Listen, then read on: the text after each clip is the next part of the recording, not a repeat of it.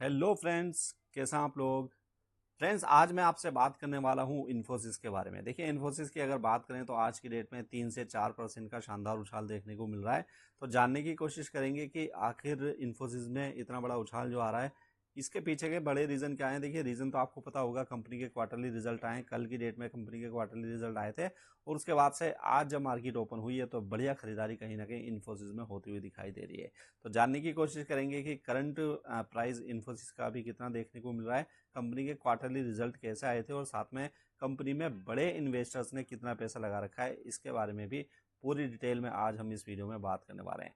अगर आपने अभी तक हमारे चैनल को सब्सक्राइब नहीं किया है तो इसको सब्सक्राइब जरूर कीजिए, क्योंकि ऐसी इन्फॉर्मेशन हम डेली बेसिस पर आपके लिए लेकर आते रहते हैं। तो चलिए सबसे पहले बात करते हैं इन्फोसिस का अभी प्राइस हमें क्या देखने को मिल जाता है। तो देखिए, करंट प्राइस की मैं बात करूं 1809-10 के आसपास हमें कंपनी का प्राइस देखने को मिल रहा है। वो 3% के आसपास का उछाल हमें जब मैं इस वीडियो को रिकॉर्ड कर रहा हूं उस टाइम पर देखने को मिल जाती है। जब मार्केट ओपनिंग हुई थी मॉर्निंग में, तो उस टाइम पर कंपनी का प्राइस हमें काफी बढ़िया लेवल पर जाता हुआ दिखाई दिया था। 1840 के लेवल तक भी स्टॉक हमें पहुंचता हुआ दिखाई दिया था, लेकिन फिलहाल 1810 के लेवल पर हमें देखने को मिल जाता है। तो 3 से 4% का जो उछाल आ रहा है उसका सबसे बड़ा रीजन है कंपनी के क्वार्टरली रिजल्ट, जो अभी मैंने आपके सामने लगा दिए हैं। तो यहाँ पर आप देखिए, कंपनी का जो पेट है यानी कि प्रॉफिट आफ्टर टैक्स है, ये 7% के आसपास हमें jump year on year basis पर देखने को मिल रहा है। और साथ में रेवेन्यू की बात करेंगे तो लगभग 4% के आसपास का उछाल आपको रेवेन्यू में भी देखने को मिल जाता है। तो देखिए, कंपनी का जो अब कंसोलिडेटेड प्रॉफिट की बात करें तो कंपनी के कंसोलिडेटेड प्रॉफिट में अब आपको 7% के आसपास का उछाल देखने को मिल रहा है और ये 6368 के लेवल पर आता हुआ दिखाई दे रहा है। अगर बात करें एक साल पहले तक, तो देखिए एक साल पहले तक इसी क्वार्टर में 5945 करोड़ के आसपास का प्रॉफिट कंपनी ने कमाया था। तो 7% का उछाल हमें प्रॉफिट में देखने को मिल रहा है। और रेवेन्यू की अगर बात करें तो रेवेन्यू फ्रॉम ऑपरेशन देखिए, ये 39,315 करोड़ के आसपास पहुंचता हुआ दिखाई दे रहा है। अगर बात करें पिछले साल, तो पिछले साल इसी क्वार्टर में 37,933 करोड़ के आसपास का जो रेवेन्यू था कंपनी ने पोस्ट किया था। तो इसके कंपैरिजन में अगर आप देखेंगे तो इस साल इस क्वार्टर में कंपनी ने 3.6% के आसपास का उछाल हमें रेवेन्यू में भी दिखाया है। तो प्रॉफिट में 7% का उछाल, रेवेन्यू में 3 से 4% का उछाल। इसी के चलते आज हमने देखा कि कंपनी के शेयर प्राइस में काफी बढ़िया खरीदारी हो रही है और 2 से 3% के आसपास का उछाल हमें कंपनी के शेयर प्राइस में देखने को मिल जाता है। अब बात करते हैं कि इस कंपनी में बड़े इन्वेस्टर्स ने अपना कितना पैसा लगा रखा है। तो उसके लिए मैं आपको कंपनी की शेयर होल्डिंग पैटर्न के ऊपर लेकर चलता हूं।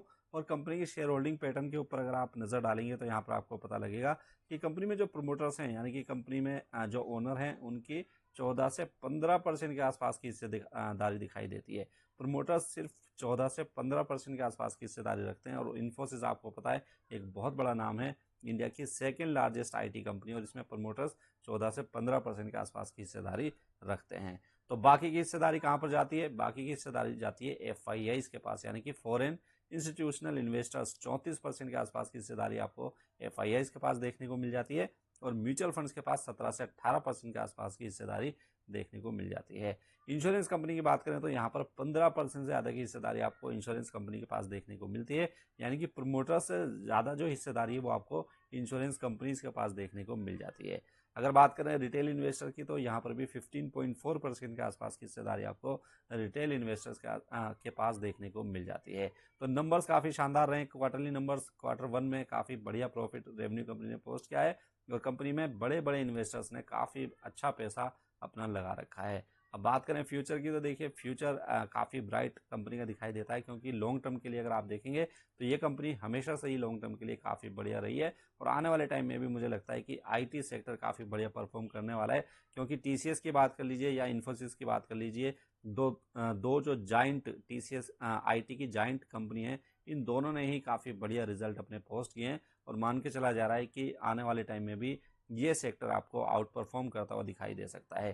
तो आईटी सेक्टर की जो अच्छी कंपनी है उनके ऊपर आप नजर रखिए। आने वाले टाइम में यहाँ पर और भी बढ़िया खरीदारी होने के चांसेस दिखाई दे रहे हैं। तो उम्मीद करता हूँ फ्रेंड्स आपको ये वीडियो काफी अच्छी लगी होगी। वीडियो अगर अच्छी लगी तो इसको लाइक करना मत भूलिएगा।